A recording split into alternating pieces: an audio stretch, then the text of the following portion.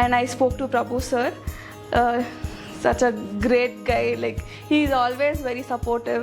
Explain ಮಾಡಿದ್ರು ಹೆಂಗೆ ಏನು ಕತೆ ಲೈಕ್ ಎಷ್ಟು ದಿವಸ ನಡೆಯುತ್ತೆ course, it's not exactly like theatre ಅಂತ ಎಕ್ಸ್ಪ್ಲೇನ್ ಮಾಡಿದ್ರು.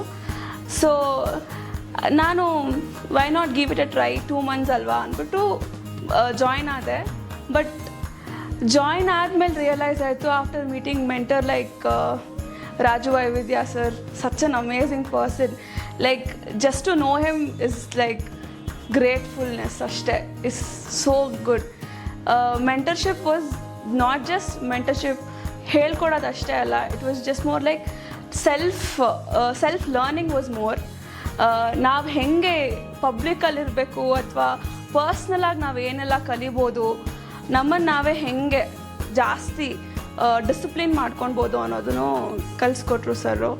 So I think everybody can talk about classes, ಏನೆಲ್ಲ ಕ್ಲಾಸಲ್ಲಿ ನಡೀತು ಡೀಟೇಲ್ ಆಗಿ, but I would just say it was a great experience ಅಷ್ಟೇ.